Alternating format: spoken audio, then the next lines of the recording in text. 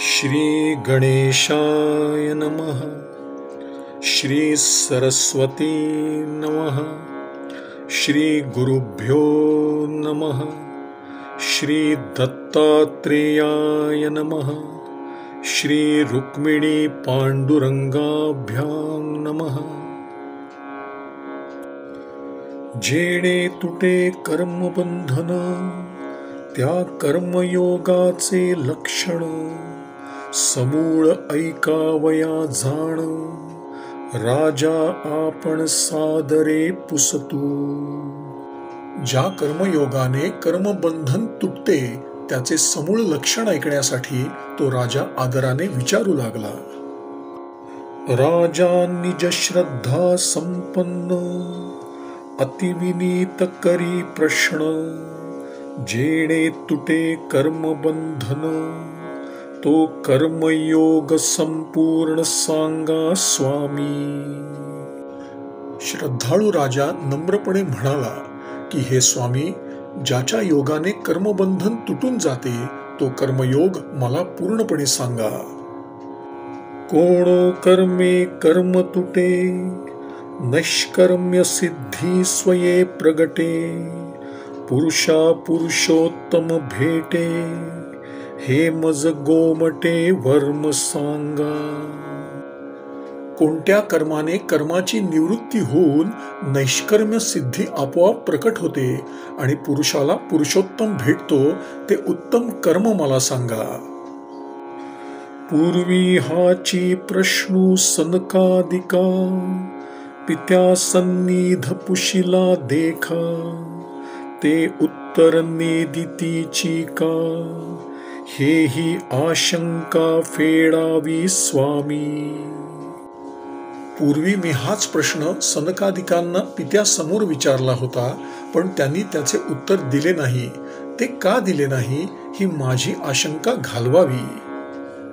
रायाचे प्रश्न अतिपवित्र त्यांचे द्यावया प्रतिउत्तर हरिखावला आविर्होत्र तो कर्म वैचित्र्य निरूपी। राजाचे हे दोन्ही प्रश्न अतिपवित्र होते, यास्तव त्याचे प्रत्युत्तर देण्यासाठी आविर्होत्र मोठ्या हर्षाने पुढे झाला आणि तो कर्म वैचित्र्याचे निरूपण करू लागला। कर्मा कर्म विकर्म जाणा सामान्य नव्हे नृपनंदना करिता विभाग विवंचना नुगवे सज्ञाना स्मृतिकारांसी। हे राजा, कर्म अकर्म आणि विकर्म ही काही सामान्य गोष्ट नव्हे। ज्ञानी स्मृतिकारांनाही त्याच्या विभागाचा निर्णय करता येत नाही। जे स्वये प्रतिसृष्टिकारी तेही भुलले कर्म विभागावरी जे समुद्र घोटिती चुळे करी तेही कर्मसागरी बुडाले। जे स्वतः साक्षात प्रतिसृष्टी करणारे तेही या कर्म विभागामध्ये घुटमळतात। जे समुद्राला आपल्या चुळक्यात घेऊन प्राशन करते झाले तेही या कर्मसागरात बुडाले आहेत। येची कर्म विवंचनेसाठी ऋषी महर्षीची या कोटी मताभिमाने झाले हिमपुटी त्यांसीही शेवटी नुगवेची।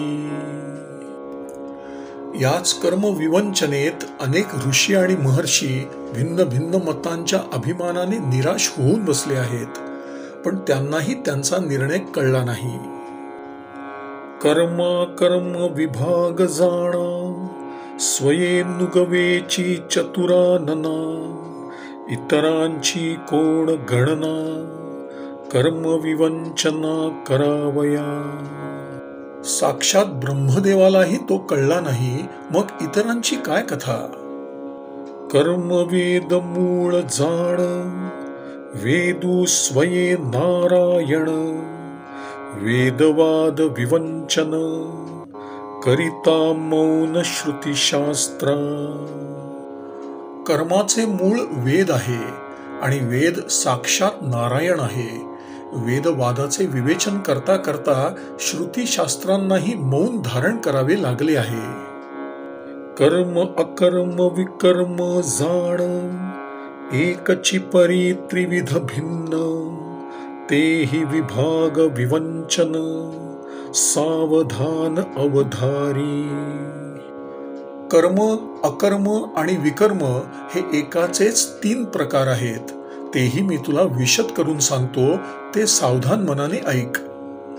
श्वेत मृदू मधुर त्रिविध भेदे एक साखर, तेवी एकची त्रिप्रकार, कर्मठ नरमानिती कर्म. एकच साखर शुभ्र, मधुर आणि मृदू अशा त्रिविध भेदांनी युक्त असते. त्याच न्यायाने कर्मठ पुरुष एकच कर्म 3 प्रकारचे मानतात. भिन्न करिता मधुरता, ती माझी ये मृदू श्वेतता, श्वेतताची भिन्न करिता, मुद्र मधुरता ती माझी. साखरेतील मधुरता भिन्न केली असता तिच्यामध्ये मृदुत्व आणि श्वेतत्व राहते. श्वेततेला भिन्न केले असता मृदुत्व आणि मधुरत्व राहते. तेवी भिन्न करिता कर्म, कर्मा सर्वांगी अकर्म, कर्म अकर्मा माझी विकर्म, मिरवे परम सौभाग्ये. त्याच न्यायाने कर्माला भिन्न केले असता कर्मामध्ये पूर्ण अकर्म राहते आणि कर्म आणि अकर्म यामध्ये विकर्म परम सौभाग्याने मिरवते.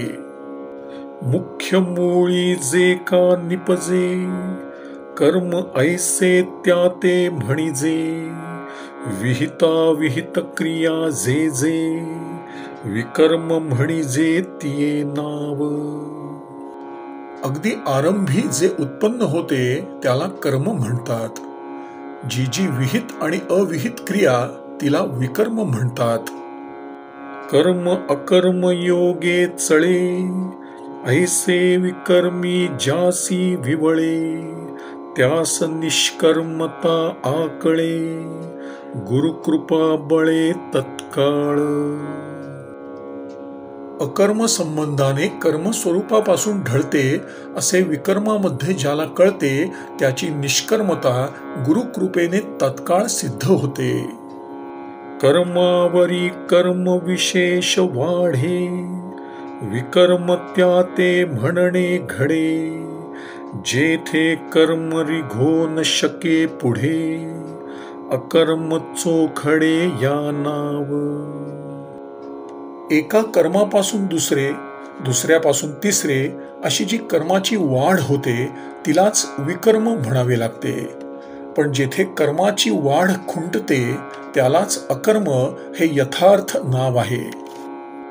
ऐशी कर्म विवंचना अटक, हा प्रश्न केला तै तू बाळक, त्याची लागी गाराया देख, सनकादिक न सांगतीची.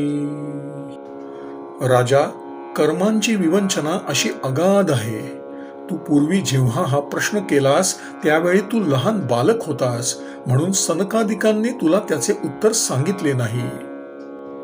कर्मा कर्म विवंचना, अधिकारे वीण कोणा, सांगो नये नृपनंदना, कर्म सज्ञाना अति दुर्बोध.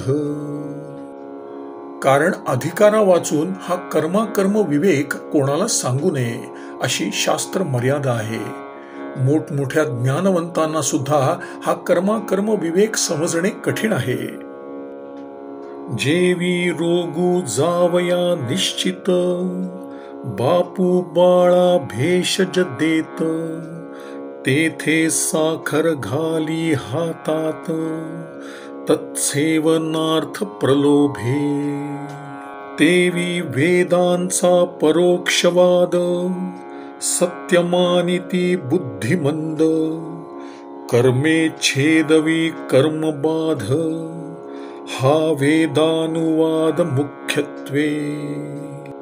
मुलाला काही रोग झाला असता तो जाण्यासाठी त्याचा पिता जसा त्याला औषध देतो आणि ते औषध घेण्यासाठी लालूच दाखवून त्याच्या हातावर साखरेचा खडा ठेवतो, त्याचप्रमाणे अज्ञ लोक वेदाचा परोक्षवाद सत्य मानतात, पण कर्मानुष्ठानानेच कर्मबंधनाचा छेद करवणे हा वेदानुवादाचा मुख्य आशय आहे. वेदू बोले स्वर्गादी फळ, तो प्रवृत्ती लोभ केवळ, परिकर्मे छेदी कर्म मूळ, हे मुख्यत्वे फळ वेदोक्ती. वेदाने स्वर्गादी जे फल सांगितले आहे ती केवळ कर्म प्रवृत्तीसाठी लालूच आहे, परंतु कर्माने कर्माचे मूळच तोडून टाकणे हेच मुख्य फल वेदाने सांगितले आहे. लोहाची बेडी पडली पायी, ते तोडावया घणू आणिला पाही, तो घणूची विकून खादला जिही, त्यांचे बंधन कही तुटेना. लोखंडाची बेडी पायात पडली असता ती तोडण्यासाठी घण आणला, पण ज्यांनी तो घणच विकून खाऊन टाकला त्यांचे बंधन कधीच तुटत नाही. तेवी कर्मे छेदावे कर्मबंधन, ते कर्म वेचिती विषयी पूर्ण, त्यांचे कदा न तुटे भवबंधन, जन्म मरण सरेना. त्याच न्यायाने वस्तुतः कर्माने कर्माचे बंधन तोडावे, पण जे ते कर्मच विषयांमध्ये खर्चितात त्यांचे भवबंधन कधी तुटत नाही आणि जन्म मरण सरत नाही. आम्हा स्वर्ग फळा विरक्त, म्हणोनी नाचरे जो वेदोक्त, त्याचे ज्ञान झाले विपरीत, अति अनर्थ पावे तो. आम्ही स्वर्ग फलांविषयी विरक्त आहो असे म्हणून जो वेदोक्त कर्म आचरित नाही त्याला विपरीत ज्ञान झाले आहे, तो मोठ्या अनर्थाला प्राप्त होतो. आम्ही जितेंद्रिय म्हणवीत, म्हणोनी नाचरे जो वेदोक्त, त्यासी नातुडे गा परमार्थ, अति अनर्थ अंगी वाजे.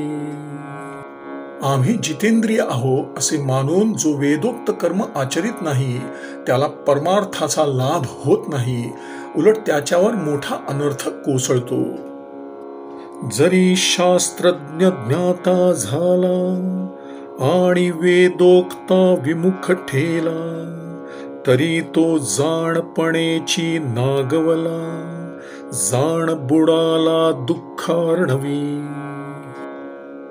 एखादा जरी मोठा शास्त्रज्ञ ज्ञाता झाला आणि वेदोक्त कर्मांपासून विमुख होऊन राहिला तरी तो आपल्या ज्ञानाच्या घमेंडीनेच नागवला गेला असून दुःख सागरात बुडाला असे तू समज. नाचरे जो वेदोक्त कर्म, त्यक्त कर्मे मानी निष्कर्म, त्यासी थोर पडला भ्रम, नाडला परम अभिमानी. जो वेदोक्त कर्म करीत नाही आणि तसल्या कर्मत्यागानेच आपल्याला निष्कर्मा मानतो त्याला फार मोठा भ्रम झाला आहे आणि अभिमानाने त्याला नाडले आहे असे तू समज. जरी विषयो निग्रहिला आणि वेदोक्ता जो दुरावला, तो निज घाता प्रवर्तला, स्वये बुडाला नरकार्णवी. एखाद्याने विषयांचा जरी निग्रह केला आणि तो वेदोक्त कर्मांपासून दूर राहिला तर तो आपला घात करावयास प्रवृत्त झाला आहे आणि नरक सागरात बुडाला आहे असे तू समज.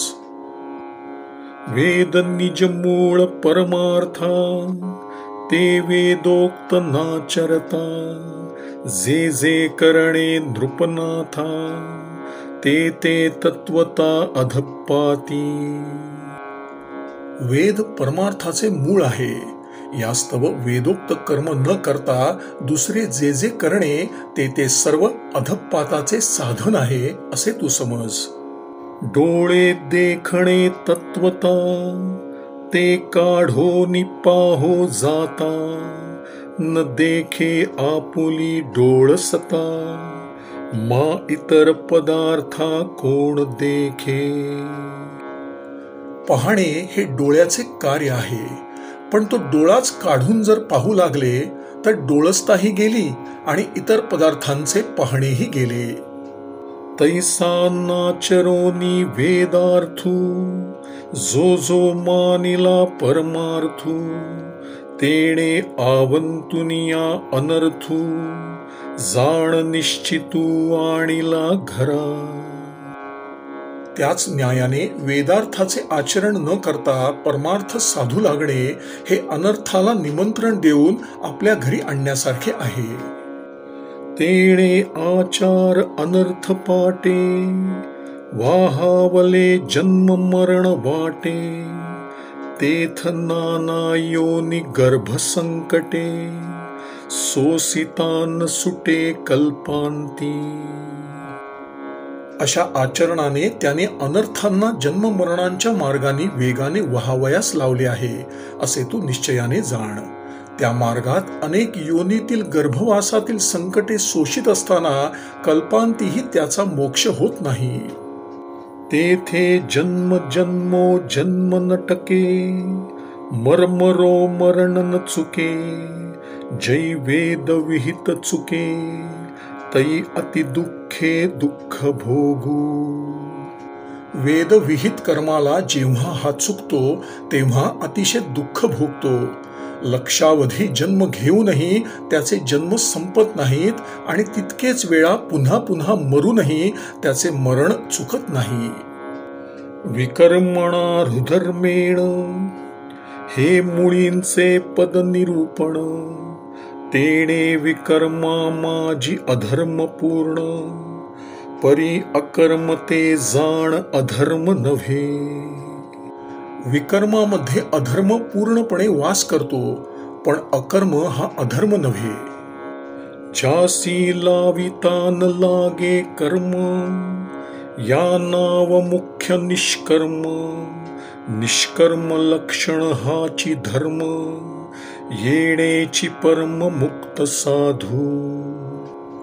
ज्याला कर्म लावित असतानाही लागत नाही तेच मुख्य निष्कर्म होय. हाच मुख्य निष्कर्म लक्षण धर्म आहे. यानेच साधू परम मुक्त होतात. ज्यासी शुद्ध आकळे अकर्म, तो तत्काळ होय निष्कर्म, अकर्माचे कळल्या वर्म, मुक्तता परम पाया लागे. ज्याला शुद्ध अकर्म अवगत होते तो तत्काल कर्म शून्य होतो. अकर्माचे वर्म कळले असता मुक्ती त्याची दासी होते. दासी स्वामीची आज्ञाधारी, का राजमुद्रा प्रजांवरी, तैसी वेदाज्ञा जो श्रीधरी, स्वधर्माचारी निष्काम. मी एकू कर्म करता, ऐशी उठो नेदी अहंता, ते कर्मची स्वभावता, अर्पी श्री अनंता ईश्वरा ते. एवं ईश्वरी जे अर्पे कर्म, ते कर्म होय निर्धर्म, याची नाव परम, नैष्कर्म्य निजसिद्धी. एखादी दासी आपल्या स्वामीची आज्ञा जशी शिरसावंद मान्य करते किंवा प्रजा राजाच्या मुद्रेला प्रमाण मानते, त्याप्रमाणे जो वेदाज्ञेला शिरसावंद मान्य करून निष्काम स्वधर्माचरण करतो, मी कर्म करता आहे अशी अहंता उत्पन्न होऊ देत नाही आणि ते कर्म स्वभावताच ईश्वरार्पण करतो, त्याचे ते ईश्वरार्पण केलेले कर्मच निर्धर्म होते. हीच नैष्कर्म्य निजसिद्धी आहे. वेदे बोलिले कर्मफळ, ज्याची वासना निष्काम निर्मळ, त्यासी वेदोक्त फळ प्रबळ, भोगावया केवळ स्वप्नी न दिसे. वेदाने जे कर्मफल सांगितले आहे त्याची वासना सोडून जो शुद्ध निष्काम कर्म करतो त्याला वेदोक्त प्रबल फलही स्वप्नात सुद्धा भोगावे लागत नाही. ऐसे असता कर्मफळ वांछिता नाडीजे केवळ, जेवी परिसु देऊनी सोज्वळ, मागिजे पोफळ तांबुलासी. पण असे असताही जे कर्मफलाची इच्छा करतात ते केवळ नागवले जातात. आपल्या हातातील सुंदर परीस देऊन त्याबद्दल विडा खाण्यासाठी सुपारी मागण्यासारखेच हे आहे. कर्मा निष्कामता नित्य फळ, तेथ फळाशा नाडले सकळ, चंदन सर्वांगी सफळ, तेथ मागता फळ नाडीजे स्वये. कर्मातील निष्कामता हे नित्य फल आहे, पण फलाशेने ते दुर्लभ होते. चंदन सर्वांगी सफल आहे म्हणजे तो सुगंधाने ओतप्रोत भरलेला आहे, पण असे असताही त्याच्याजवळ जाऊन त्याच्यापाशी गंधरहित फल मागणे म्हणजे स्वतःचीच फसवणूक करणे आहे. हाती आंतुडावया मासा, गळी लाविजे अल्प आमिषा, तेवी निष्काम करावया मानसा, वेदू फळाशा प्रलोभी.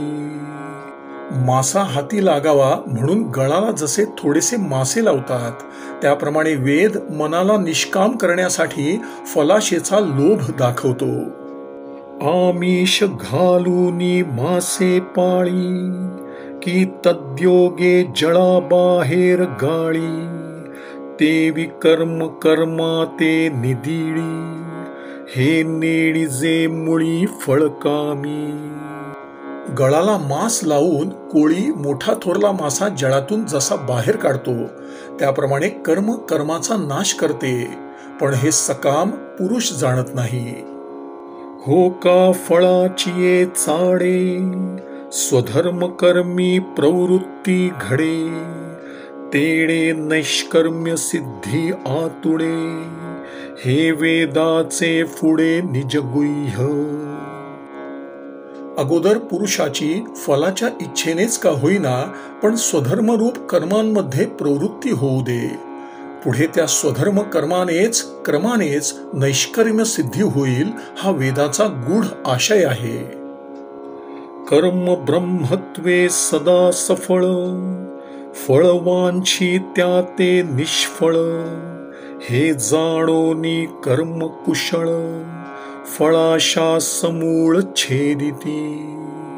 कर्म ब्रह्मत्वाने सदा सफल आहे, पण जे फलाची इच्छा धरतात त्यांना ते निष्फल होते, हे जाणून कर्मकुशल पुरुष फलाशेचा समूळ उच्छेद करतात.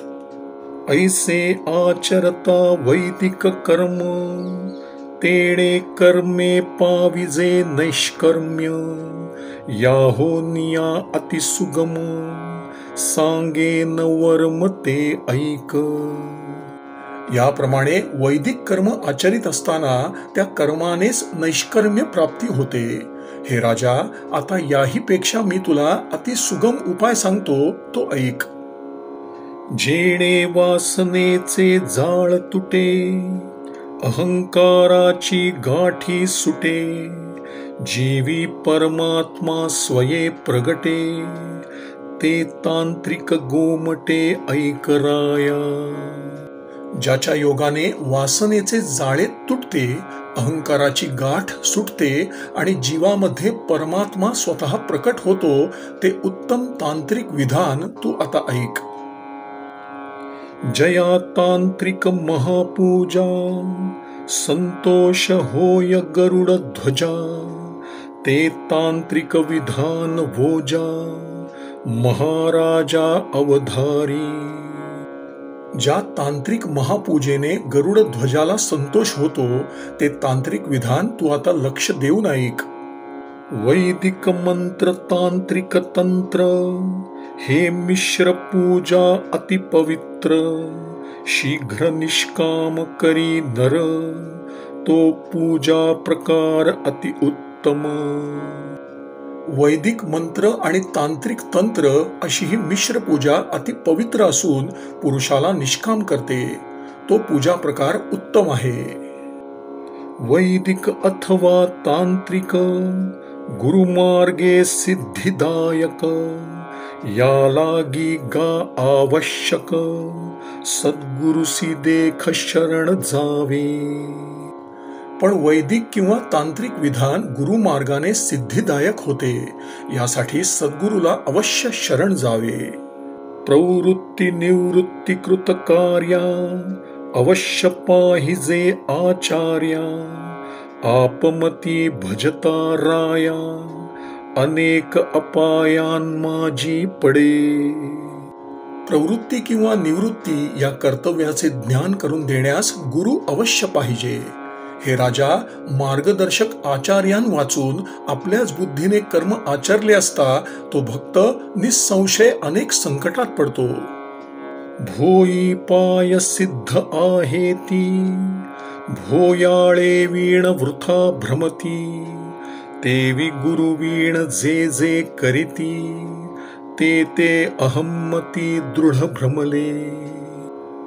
भूमीवर चालण्यास पाय सिद्धच आहेत, परंतु मार्गदर्शक वाटाड्या नसला तर नवखा मनुष्य जसा व्यर्थ भटकत फिरतो, त्याप्रमाणे जे गुरु वाचून कर्म करतात ते अहंकारी पुरुष खात्रीने भ्रमात पडतात. गुरु ब्रह्म दोन्ही एक, ऐशिया भावना आवश्यक, सेवा करुनी भावपूर्वक, संतोषवुनी देख अनुग्रहो घ्यावा. गुरु आणि ब्रह्म ही दोन्ही एकच आहेत अशी भावना अवश्य ठेवावी आणि भक्तिपूर्वक गुरुची सेवा करून त्याला संतोषवून त्याचा अनुग्रह संपादन करावा. तेथ निजाधिकार प्राप्ते, जे मूर्ती आवडेल आपणियाते, तेची मंत्र विद्या तेथे, श्रद्धा संभरिते अंगीकारावी. आपल्या अधिकारानुरूप जी मूर्ती आपल्याला आवडत असेल तिच्याच उपासनेची मंत्रविद्या श्रद्धेने स्वीकारावी. तेव्हा गुरुमुखे मिश्र बोजा, पुरुषोत्तम महापूजा, शिकोनिया निज काजा, भजावे अधोक्षजा शिक्षिता मती. गुरुमुखाने पुरुषोत्तमाची मिश्र महापूजा शिकून शिक्षित मतीने आपल्या इष्ट कार्यासाठी भगवंताला भजावे. तेची भजती हातवटी, आगमोक्त निज पुष्टी, राया सांगेन गोमटी, सावधान दृष्टी अवधारी. हे राजा, तीच तंत्रशास्त्रोक्त पूजा पद्धती मी तुला सांगतो, ती सावधान चित्ताने ऐक. श्रीराम श्रीराम श्रीराम